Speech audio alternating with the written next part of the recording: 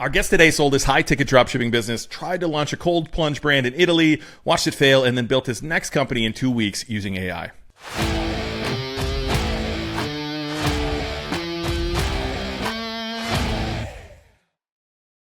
All right, John Murphy's here. He's been on the Dropship podcast before. He's a coach on our team. He's been in the community forever. But today we're not talking about dropshipping. We're talking about what happens after you sell and what happens when your next thing doesn't work. For people who don't know, quick version, John, e-bikes for hunters, high-ticket dropshipping, you sold the business. What's the timeline there? I launched in July 2017, and then I exited in December 2023. So I had about 6 years. What does an exit like that look like? In my case, so I sold for like mid six figures.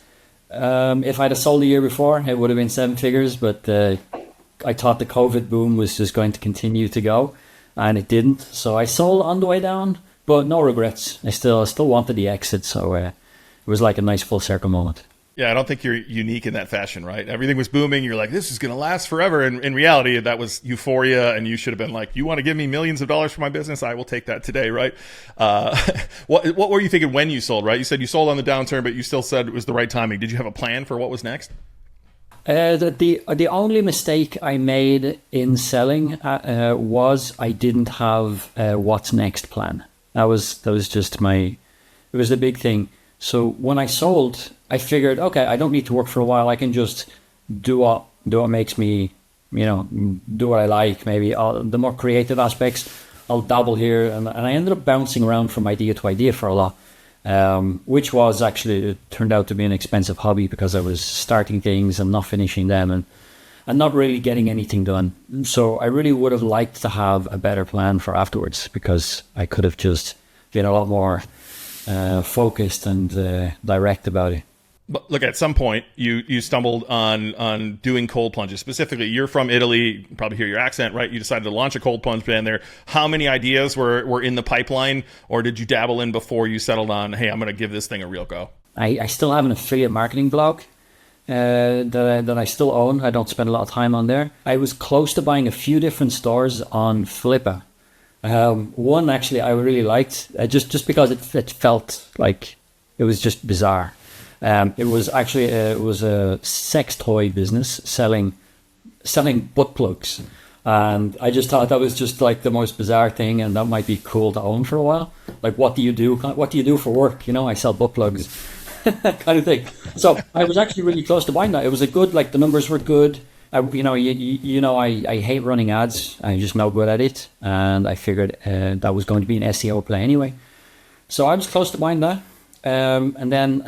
I didn't. I almost bought a protein supplement business, which I'm glad I didn't. But I was just experimenting, trying to find what my thing might be. So I dabbled a little bit. But what I was doing at the time was, so back in 2023, maybe 2024, a friend of mine from Texas, he was running a cold plunge store. He still owns it, and we just hit it off. He hit me up randomly. I never met the guy, and he just asked me for help. But he asked me in the right way, and I just ended up becoming a friend of his, and I came like his honorary mentor. He never paid me for coaching, but we would have weekly calls, and I felt like it was almost my business, the way I was helping him so much. And I'd always really liked the longevity and biohacking niche. It was one of those things that I thought I might want to get into eventually. And then I met my friend, and he was in selling cold plunges and saunas. And I thought, well, I really like that niche. And the more I go into it, I really feel like it would be cool to have my own. But I didn't want to compete against him in the US market, which is where I'd always, let's say, set up shop.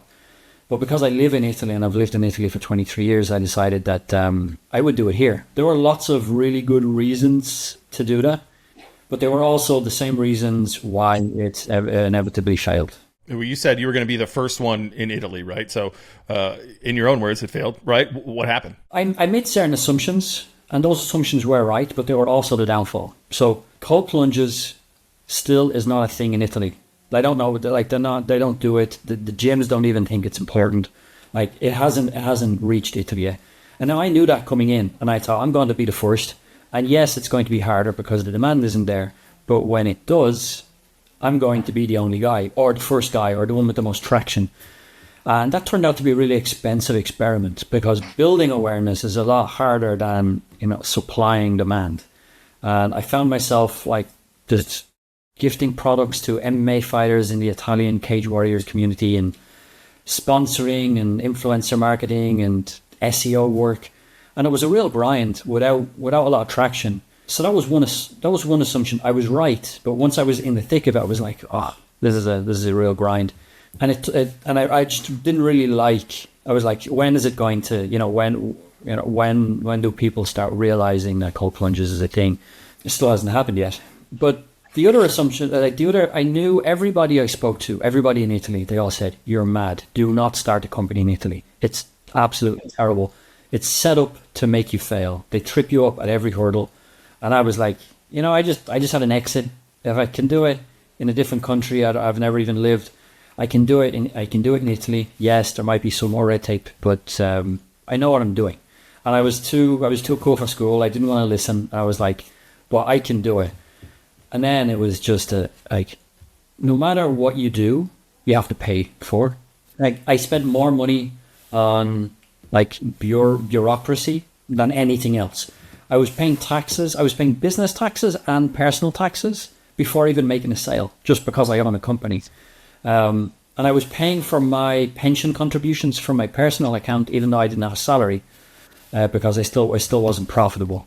If I wanted to make some sort of an amendment to something, like a legal document, I had to pay a notary like €2,000 just so he could print out some templated WordPress document he had on his desktop with my information.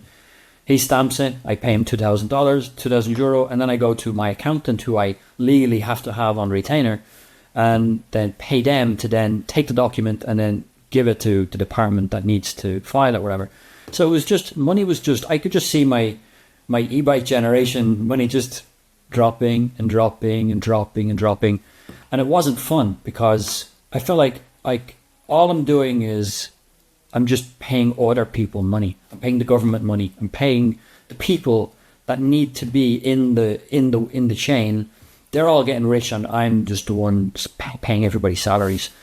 So it really sucked the energy out of, I want to make this work. And just as I was getting frustrated, a mentor of mine, Austin Nestle, that you know from 2X, he actually came to me and said, "What are you working on?" And I said, I've got this idea. I really think it could work if I can just be there when the awareness lands. I'm going to be the guy in the whole Italian market. And he says, "I want to invest." And he went off and he was like, "Okay, I've got this fund. I'm ready to go." And I was like, "Great." And then it turns out there was like a whole 3-month process just to get one document from a notary in order for him to be able to wire the money so we don't get audited. And during that 3 months, because the bureaucracy took so long, the wheels started falling off. I just got more and more frustrated with things. So I ended up turning to Austin and said, "Look, Austin, I think this could still work. We'll end up probably losing 30 or 40% of that fund just in bureaucracy.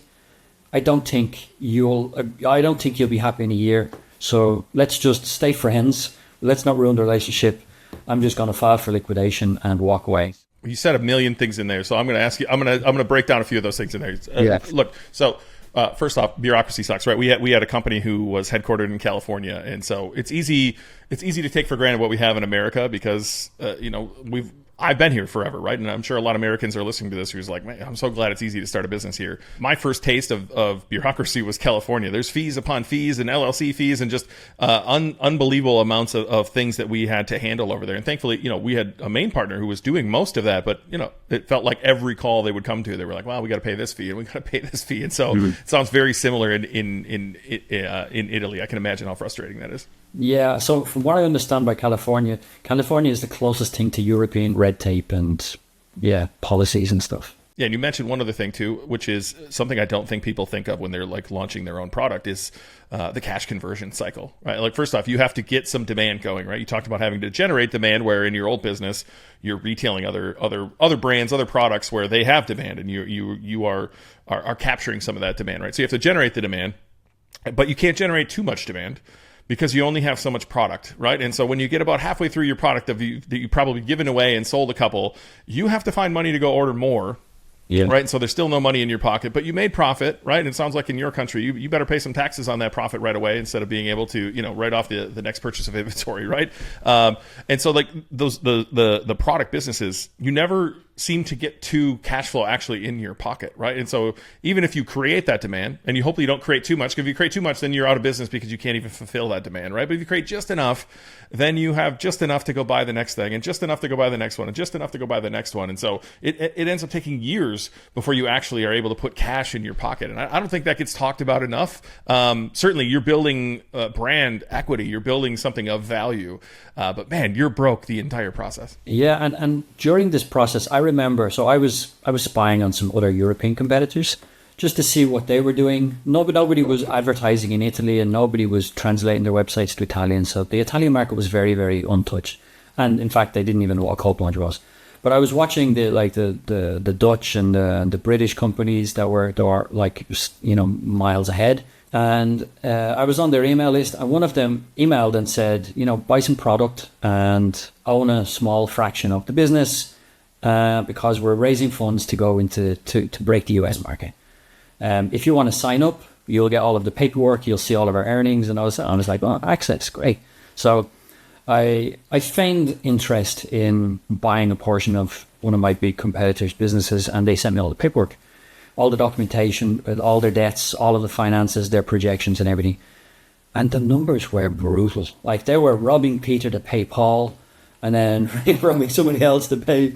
It's like, it was just like they're always just moving money around to clear a debt, to pay for something else, to invest in somewhere else, to then cover another debt. And profit margins were like 2%. And I was like, whoa, am I doing all that to eventually get to this? So, there were lots of things that was just like because it wasn't fun along the way. I decided I could continue funding this, and I could get an investor involved, and we could pull it off. But so last month in March, I just said, look, I'm just going to file for liquidation, lick my wounds, empty the warehouse, and just move on. Well, I'm sad my free cold plunge didn't show up at my door, but I'm sure it's on the way. Thank you very much for that, for liquidating that. Hey, it's John here. I just wanted to let you know that the Low Bar Pod membership is now live. So if you've been loving the show and you'd love to hang out directly with myself and Ben and a whole bunch of other like-minded individuals to do more fun business stuff, head to lowbarpod.com/join. It's just $9 a month. It's cancel at any time. We can't wait to see you inside. So how do you go from, all right, I'm done with cold plunges, my bank's dwindling, to fraud detection, right? Like I know you've been a champion for a long time in our community of hey, well, first off, we would recommend clear sale, right? So an order comes in, Shopify tells you sometimes, hey, this is fraud, this is not fraud. You can use that to your own judgment, right? We would recommend people sign up for clear sale, who would then do the detection for you on fraud, right? They would tell you yes or no. If they say yes, and indeed that order was fraud, they would reimburse you, right? They take, who knows, 1% of sales, maybe a little bit less. But as your store gets bigger, 1% becomes real money. And so you, I believe you were the first one that ever brought this up. You were like, hey, they're just using this software called Ekata. You can just buy this yourself. So I want to say you're if you're not the first person who brought it up, you're the first person I've heard it from. And so you've been championing, hey, use this Ekata for quite a long time, right? So how does, all right, I'm done with cold plunges, my bank account's dwindling, you're in our community ranting about Ekata and fraud protection all the time. Where did the light bulb happen of like, hey, I should probably do something here? So there were two events that were happening in parallel, and it just came together. So one of the two was, I decided I was going to quit the Italian market, and I was going to go back to the US market and start a new store. And I picked a niche. I picked hobbyist metal detecting equipment, and I even have a store. It's live, but it never got completed. It's usameldetectors.com. I was going to just get back into the high ticket drop shipping, and that was going to be my next 3 to 5 years. Terrible name, by the way. Terrible name. Yeah. No one who starts a retail business should name it USA's niche keyword. I was really, really going for just, I don't know, the whole patriotic aspect of it, and maybe people just like me for that. Even the logo was like a guy walking in front of a USA flag. Very, very, Love it. American, but from a European point of view, anyway. But so as I was building that store, and I was planning for like that store's next steps, and I said, you know what, I've used Ekata in the past. The new owner of my old store continued to using it afterwards. It works, and it's a flat fee, so it's predictable pricing. Why don't I start the onboarding process of Ekata now for the new store, and I'll just get that set up while I'm waiting for suppliers to come back to me and stuff. But maybe we should describe exactly what Ekata does, right? So, describe in your words what it's actually doing, right? This is actually a software of, is it MasterCard? Well, MasterCard now bought Ekata, so it's part of the MasterCard group, yes. When I found Ekata, I was looking for a more affordable way to do fraud protection in-house, because I was paying ClearSale anywhere between $3,000 and $4,000 a month, because I was paying them nearly 1%, and it was ridiculous. And I wasn't getting a lot of fraud, so it didn't make sense for me. So I went out and found that Ekata was another kind of it was the licensed software that a lot of other businesses like Signified and ClearSale would build upon on top of and then offer it as a service. But you could license the software and use it for your own business.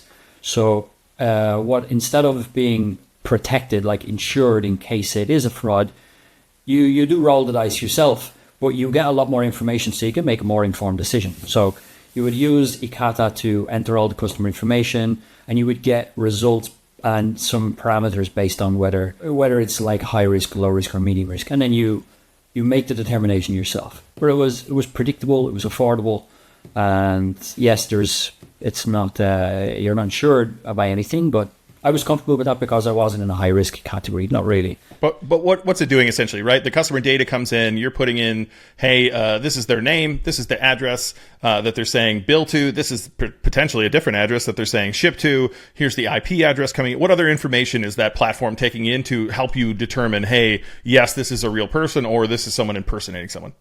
So they have often it can identify who the phone number is registered to.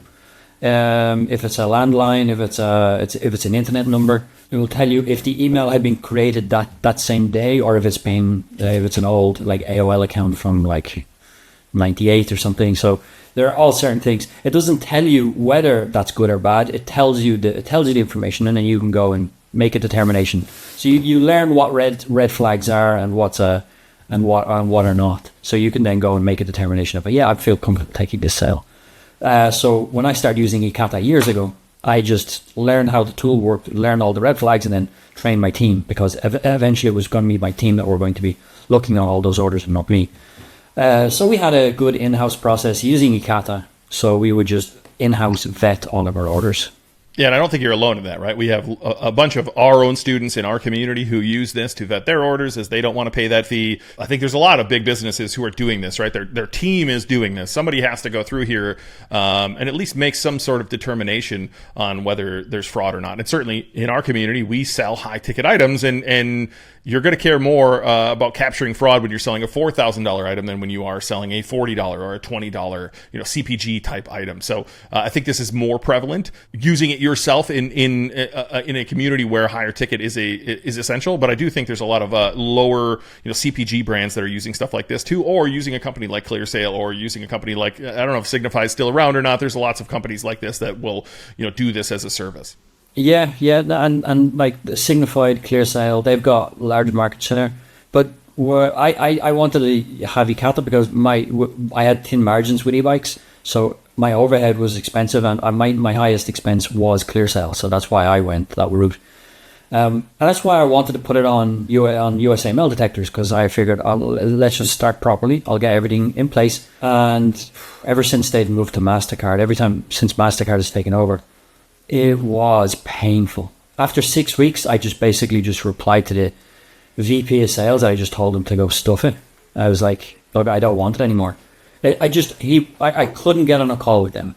I even had different people from our community make a referral, and twice I signed up on the website to be contacted so I could get the demo. And I even said, look, I've been an advocate, an ambassador for the brand. I was actually a beta tester, testing your API on Shopify stores, as a guinea pig. So I'm that much of an early, a user. I don't even need the demo. I just want to get signed up. I have a new business. I just want to get started. If you want a call, great. Couldn't get on a call with them. I kept emailing them. I've got emails where I can see that I replied 4 or 5 minutes afterwards saying, yes, I'm available. Please send a link, or like as Khabib would say, send location. I was basically just yes, send a link, whatever time works for you. I even said, I'll be awake until midnight. Send the link and I'll join. I couldn't get on the phone. And while I was getting frustrated with Ekata, thinking, how could it be this difficult to sign somebody up that wants to give you their money? I was in I was in Slack chatting away with your community. And one of the students actually just messaged. It was on March 2nd, I remember, because I was recently looking to see how long it took me to go from A to B. And on March 2nd, she messaged saying, oh my God, I just got a charge back for $4,000. What do I do? So just being helpful, I replied and said, do you have ClearSale? And she said, no. I said, what did Shopify say? She said, Shopify, I think she said it was like a medium. I was like, okay, well then, do you know if it was fraud or is it the customer that was difficult and they filed a chargeback because they're not happy? And she says, I don't know. So it was like really vague. So she didn't have the information. She didn't even know if it was real fraud or just like friendly fraud. So I said, okay, give me all the if you're okay with DMing me the customer information, I'll reach out to my VA, my old VA, because I'm still in their old Slack group, and I'll just ask him to run it through the system and just give me the Ekata report. And he ran it through, and it was like red flags everywhere, brand new email, burner phone number, shipping address registered to somebody else in a different state. It was just red flags everywhere. So I sent her the report, and she said, oh my God, I wish I'd had this before, as I clearly wouldn't have taken the order. And I thought, how many other people could I do that for? And I thought, I can't even give Ekata my money. ClearSale is too expensive for a lot of these stores, and this took me like 10 minutes. I could do that. I could do that at scale. So I thought, I wonder how would I do that? And I actually reached out to Ekata separately, and I said, what are your terms of service? Can I build on top of your software? I want to build an agency, and they were like, that's against our terms of service. So I ended up going one layer deeper, and I found the raw software that doesn't even have a front-facing dashboard or anything. It's basically you build a tool, you connect the API to this software, and you then get what Ekata has. So I end up building a tool similar to Ekata, but with more information, with more IP-centric information, and now I offer it as a service. Hey, John here for just a sec. You know how we're always breaking down these wild business ideas and road testing opportunities that other podcasts won't touch? Well, we're growing our own business here, this podcast, and we need your help. So here's the deal. If the Low Bar podcast has given you that holy shit I can actually do this moment, or just made your commute less boring, help us out. If you're watching on YouTube, go and hit that subscribe button. If you're listening on Spotify, go to our profile page on Spotify and smash that 5-star button. And if you're listening on Apple Podcasts, hit the review button and leave us a review. It takes you just 30 seconds, costs you nothing, but helps us reach more people who think starting a business is rocket science, which it's not. And it will also give us the momentum we need to do even more fun and crazy business stuff right here for your entertainment. We love to keep it real with you. Now keep it real with us. Let's grow this thing together. So you built this out of wanting to see if you could, or did you already know I'm going to offer this as a service, or was it simply hey, this AI shit is kind of fun, I think I could build this, let's go see if I can build it? The same day I sent that report on March 2nd, and I said, look, I'm really sorry, bad news, it's definitely fraud, here are all the red flags, sent her the report. And then she replied saying, oh my God, I wish I had this report before, because and I thought there's a business to that, there's a business there. And then that was when the penny dropped, and I thought, I'm going to pull on that thread for it. I'm going to pull on the thread for a few days and see if I'm still as excited in 3 days. And I just went down the rabbit hole of how do I make this work? What do I need to do? Asking ChatGPT, what tool could I do? And how do I get orders from Shop? And I just pulled on that thread. And then I came out the other end with a working tool. Well, look, this show is business is simple. People are just lazy. And I truly believe that if you can spend some time with AI the way that you did, you can come up with some pretty cool stuff and build something, right? It may not come up with the ideas for you, and it probably won't. And if they do, they're not going to be very good. But if you can come with a problem you want to solve, it can really help you solve it. So I'm going to ask you some like really technical questions here, just real quick. Like when you say you built with AI, what specifically? The website, the systems, the SOPs, the marketing? Did you build it all with AI? And if so, what tools did you use? So the workflow and tech stack looks like this. Shopify webhook is pulled into Make. So Make is like Notion or Zapier, one of those. And then Make then transfer all this data and maps it into Airtable. And Airtable is where we then see visually all of the orders that come in. And then we have our internal tool that I built where we actually run the API through the software. And then we manually then input our findings back into Airtable, and then Airtable generates the report using Google template. So the actual tech stack isn't AI. I just wouldn't have known how to build it or how to put it together or how to create the mapping sequences without AI. AI basically held my hand through the whole process from start to finish. Using tech that isn't necessarily AI, but I wouldn't have known how. I'm not a tech guy. Like I'm not using Make to run scripts or to connect APIs or pull data from other software. So like ChatGPT basically walked me through, taught me how to use Make, taught me how to connect Make to Airtable, taught me how to connect Make to Shopify via webhook, and how to get all that information into a readable format by just mapping this to this to this. And when it didn't work, I would just take a screenshot and say, this is the error I'm getting, what's going on? And it'd say, yeah, there we go. I remember, so when I started pulling on that thread with ChatGPT, I ended up having 1 week, and I got it done in 1 week because I remember thinking, how all the crap it works. And I did this in like 5 days. I started on ChatGPT one day with the idea of, here's what I want to accomplish. What do I need to do? How is it possible? And I ended up spending like 10 hours on inside of ChatGPT, just going back and forth, signing up for software, figuring out how it works, testing it, and doing sample runs and stuff. And what happened was, at the end of day one, ChatGPT was just dead slow. I couldn't get a response back. It was just thinking, because it just run out of steam on me. So what I found was I would have these 10 or 12 hour days for 5 days straight, and at the end of day one, I would say, okay, I can't keep going like this because it's too slow. So summarize everything we did today and our next step in a nice little snippet, so I can give it back to you in a new chat tomorrow morning. And then we start from where we left off. And at the end of every day, we basically had like chapter 2 and then chapter 3 and chapter 4. And by the end of day 5, I hooked up a couple of my friends' stores, and I said, just please let me connect to your store for 5 days, and I'll run a few tests for a week, and I just started seeing all their orders coming in. I knew it was working. So it sounds very similar to, I've been building a new business, right? A new e-commerce business. And Shopify has changed a lot over the last few years, right? A whole lot, in fact. Right before Shopify 2.0 or whatever they called it came out, we had a custom system built that allowed us to not have to learn 2.0. And so now that this new store, everything has changed, meta fields, dynamic sources, all sorts of stuff that I'm just unfamiliar with, right? And I think that a lot of people would look at that and go, I can't figure this out. Right? Or I don't know how to learn that. Or in your case, right? I don't know how to use a webhook or any of those things. And I'm literally doing the same thing as you. I'm taking a screenshot of the page.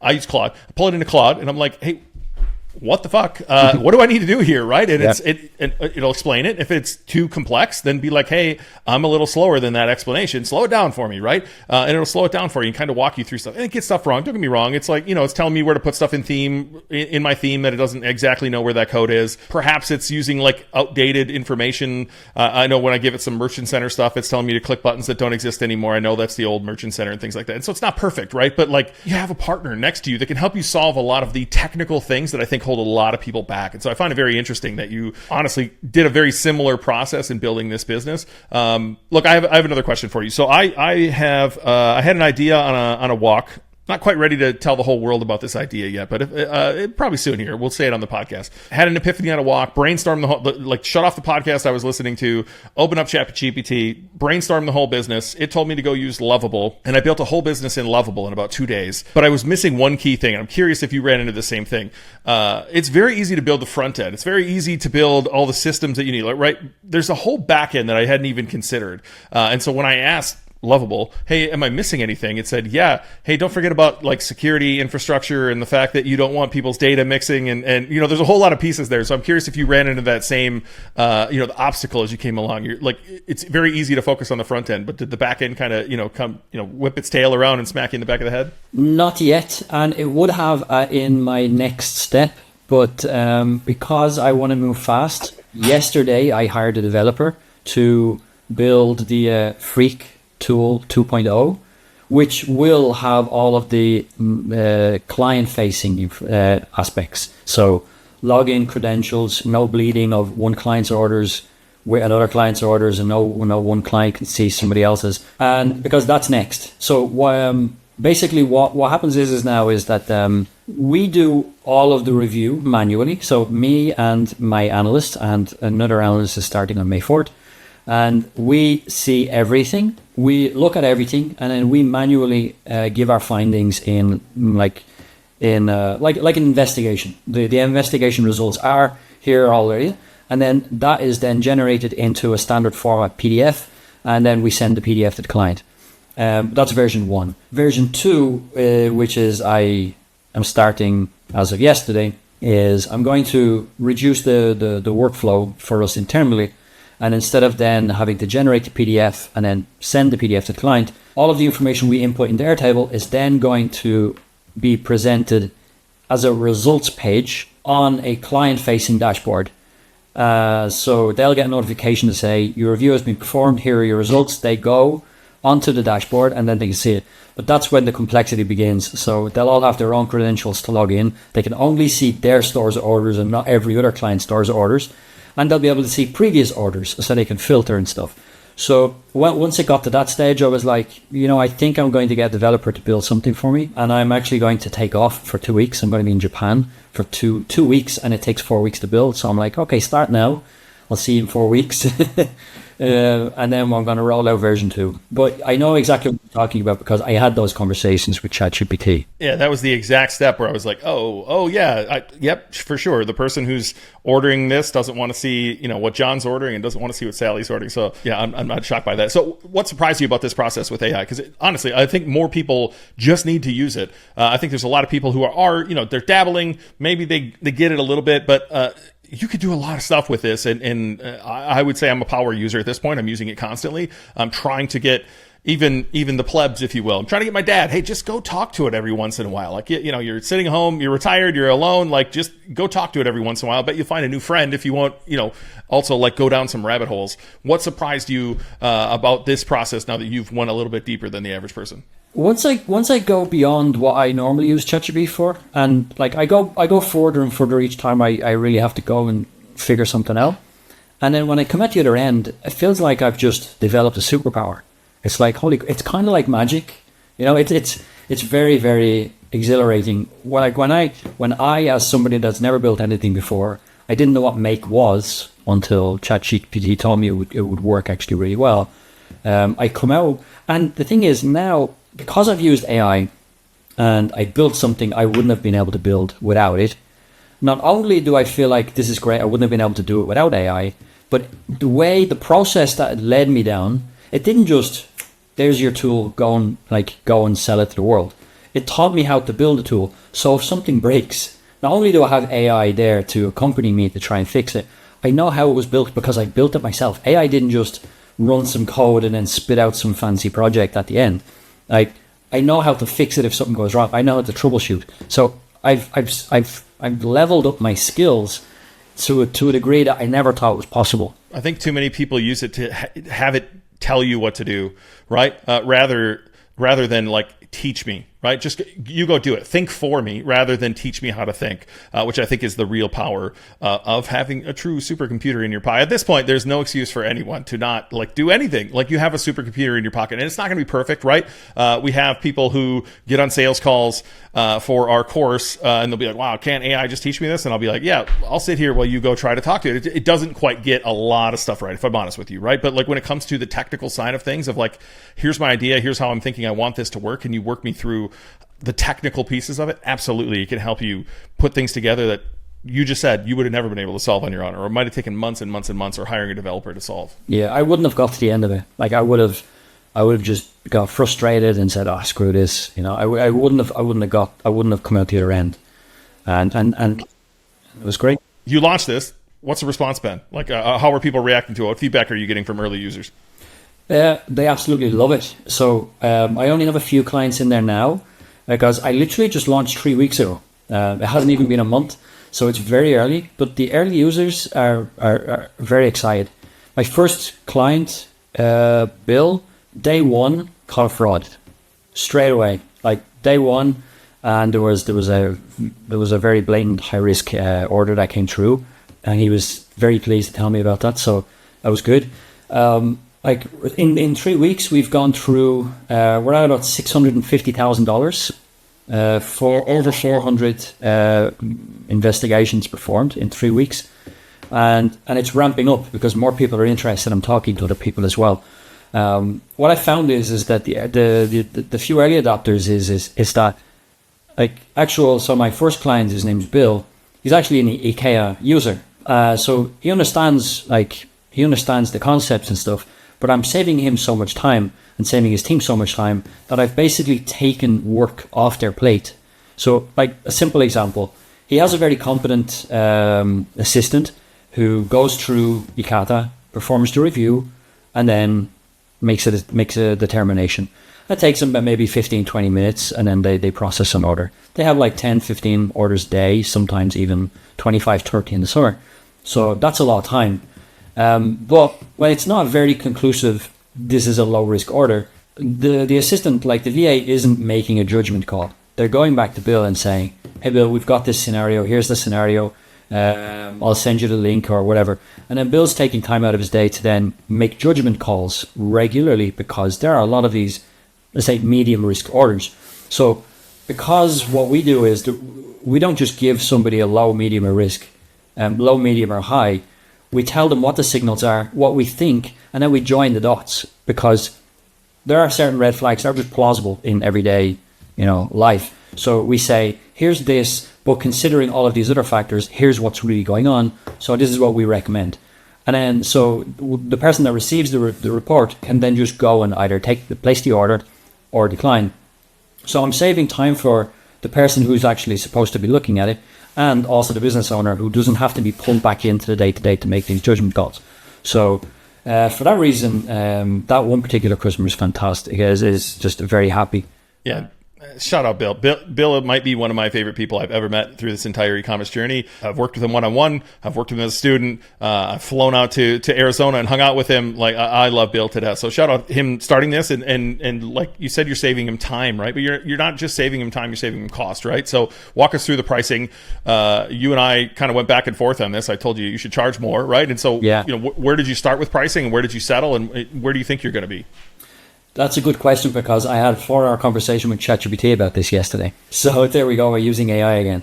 So I started on thinking I need to charge less than Ekata, because it's kind of similar. Like it's the most similar offer that there is, except with Ekata, you have to train one of your staff members to use Ekata, identify the red flags, and then make a come to a conclusion.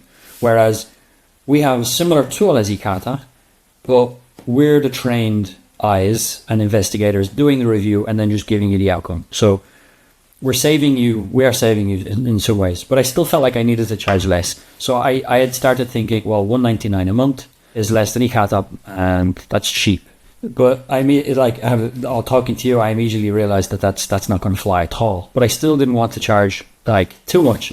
So I ended up landing on $249 and launched, which I think is good, but I spent 4 hours on ChatGPT going back looking at How many minutes does it take to perform a review? How many hours are there in a day? How many average orders are my current clients having? And I was like, ooh, there's a clear capacity roof, very close. So actually, here's the conclusion I'm coming to, and maybe you can offer me some advice here. So my average client right now has about 10 orders a day.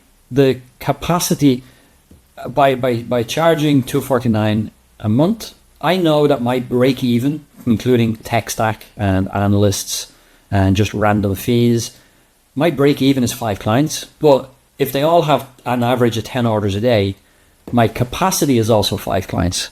So at my current pricing, I hit capacity of what we can do at my break even, which means the economics are wrong. So I am actually going to increase pricing on May 1st.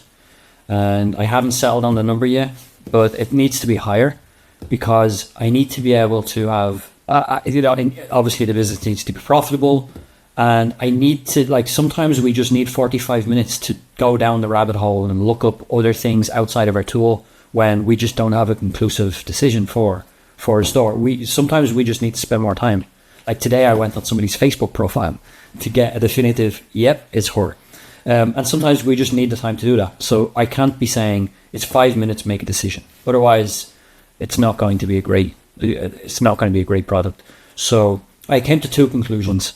I need stores in that 3 to 5 orders a day range, ideally high ticket, because then that would make sense for them. And I need to charge a bit more per each client. That way, around 5 clients would still be my break even, but we're not at capacity because of the volume of orders we're doing. So then every client after 5 is where we start going into profitability. I think the way I would think about this is trying to think through what are they spending currently, right? You said it's about 15 minutes per order. They have 10 orders per day. They're likely paying someone, we'll call it $8 an hour in the Philippines, just for a round number there, right? So you just said they're going to spend 2.5 hours a day at $8 an hour. That's $20 a day, 30 days in a month. That is $600 a month, right? That they're going to be spending on this, plus the tool, right? So now they're at $1,000 a month, plus the time that they're taking away from the founder, which is invaluable, right? And so I think, one, you have to scale with orders. You're going to have to let the market be the market, obviously. They're going to tell you whether you're insane or not on this pricing, but you have to scale with the order process. That almost makes you want to lean all the way back into clear sale and just be like, you know what, I'll just take a small percentage of all your orders, and that scales appropriately. But I do think people like a flat fee. And so, how do you get them in the door at a price where they're comfortable with it, and you scale with them, and just say, for this many, that's the math, right? This many orders I can do for this price, this many orders I can do for this price, and so on and so forth. And I think once you realize the value that it is to them, you're saving them, it's a wash at $1,000 right where you are, right? And so if you're charging $250 for what they're paying $1,000 for, they're going to take it all day long, right? But you're forgetting the founder's time in there. So if you charge $1,000 and it's the same, they're going to be like, well, I get all my employees' time back, I get all my time back, and I'm breaking even on the cost. That's a really good deal, right? And so I think that's probably the math that I would work through in my head. But again, the market is the market, as Gary Vee would say, right? They're either going to tell you you're insane or they're going to tell you you're a genius. Yeah, and that makes a lot of sense. I didn't think about it that way because I was thinking more about how many orders, how many orders average, and what's our capacity. But I didn't think about it that way. But that would mean that there's plenty of room for me to work with. I definitely do need to figure out some sort of a tier where it's like, okay, I can work with you, but because you've got 1,000 orders a month, you fit into this bucket here, because that would require a dedicated analyst just for your store, and that's going to cost me a certain amount, so that's why it's costing you a certain amount. And I do need to go back to the drawing board to figure that out, because it was a little bit of naivety also for me, because I never got 10 orders a day on my store. I did really well with my store, but it was in the absolutely peak seasonality of it. I would get 5 orders a day, and I was dancing in my living room in front of the computer looking at 5 orders. So then now that I'm helping guys that are just doing numbers that I never did, it's maybe I should reconsider some of these things. I'm sure there's people listening who are thinking of CPG, right? And they're 5 orders.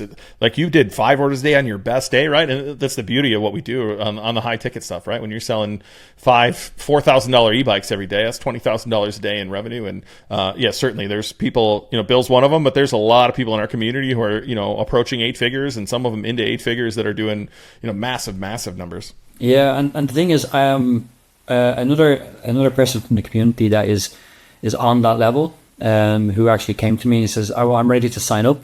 Let me sign up on May 1st. I'm going to let my Ekata membership expire, and then I'm on board." And I said, "Okay, book some time in my calendar before then, because I really need to figure something out first, because I know how many orders you get a day, and that scares me, especially with my current pricing.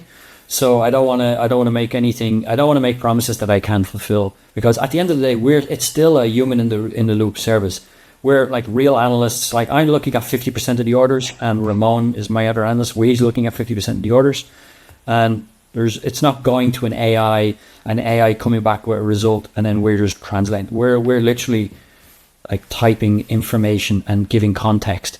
So it's scalable to a certain point, and because the human factor isn't scalable necessarily, the number of clients, or let's say the capacity, needs to be managed, and the pricing. So I'm in that weird transition now. Is like, okay, I figured I've got this fantastic offer. I've got this fantastic, let's say, business, but I haven't figured, like, all the kinks haven't been worked out yet. But these first 3 weeks have been fantastic. The business, the system is working fantastic. The tool is great. And version 2 is coming out in a month, which is going to make my process time run maybe 40% shorter on the average order, which means capacity can go bigger with less analysts. So I think in 2 months it's going to be even better. But I still have a few of these core fundamental business concepts to really nail home. All right, I got one more question for you. In hindsight, looking back, it's been a few years now, right? And it kind of feels like you're finding your footing on this one. Yeah. I'm sure you do some things differently after your exit, right? So what would you tell someone who's in that, sold my business, looking for the next big thing phase, or they're thinking about selling and maybe they haven't really thought this through? Like, what advice would you go back and give 2023, John? Have a plan for what comes next. For me, it was, I spent time and money just bouncing around and experimenting with ideas. But because there was money in the bank, I felt like I can afford to do this. The idea will come. But like, the ideas are everywhere. Like you and I know, and people that are doing what we do. Like, once you open the floodgates to, like, oh, you start seeing ideas, you can't turn that off. But just, I would have liked to pay attention to those things a little better, and just be a little bit more deliberate about what opportunities are there and what I could do. And yes, take some time off, but take time off to go and pull on those threads. I didn't have a plan. That's the big problem. I didn't have a plan, and I ended up just bouncing around. I did some coaching. I did affiliate marketing, and I did all these things that at the end of the day, it was just fluff, and there wasn't really anything serious. And I really, really wish I had a plan for what came next. But even that sounds sexy, right? Like like imagining if I could just shut everything I'm doing off tomorrow. There are at least 5 to 10 different podcasts we've done on this show alone where it's like, yep, I'd go try the postcard thing. I would go try the local bar thing. I would go try the shorts thing. I would go call Shannon up and say, hey, I'm going to get some pallets off of B-Stock. I'm going to do some of this reselling stuff. I would definitely hop on Whatnot at this point and like do some live selling I would try all the things, right? I would dabble in everything, I think. Well, that's the thing. So I did that. And I thought, in the beginning, I thought this was the best use of my time because it's only that way that I'll find my next thing. But the more I did that, and the more I realized I haven't found the big thing, I felt more anxious to get started. The longer I left it, the more anxious I felt, like I still haven't found it yet. And then I felt like I was rushing into a new business because I still hadn't found it. So I think, I don't know, you should give yourself, 3 months off or 6 months off, depending on how well your exit was, but definitely have a plan to get back into it. And if you already know what your next idea is, then fantastic. I didn't, but I was so unprepared for what next, that it was a lot of noise and no focus. All right, I think you called it FRIQ. I've been calling it FRIQ. Where do people find you online? So I call it FRIQ just because of the Italian pronunciation of FRIQ. It's freaklabs.com, and FRIQ is short for Fraud Risk IQ because basically we sell intelligence. It's fraud risk intelligence, and it's friqlabs.com. And if anybody wants to reach out, there's Below the sign up button, there's also an opportunity to just reach out and ask me questions over Zoom for 15 minutes. So people can reach me that way. Nice. Well, I'm sure our audience here on Low Bar will find this interesting, but also, all of our community, we're going to push this out to our community too. This is built just for you guys. So reach out to John. And if you want to hear his full story, you can find that on our other podcast, on the Dropship podcast. But I wanted to tell this story over here, John. So thanks for coming on, buddy. Yeah, thanks for having me.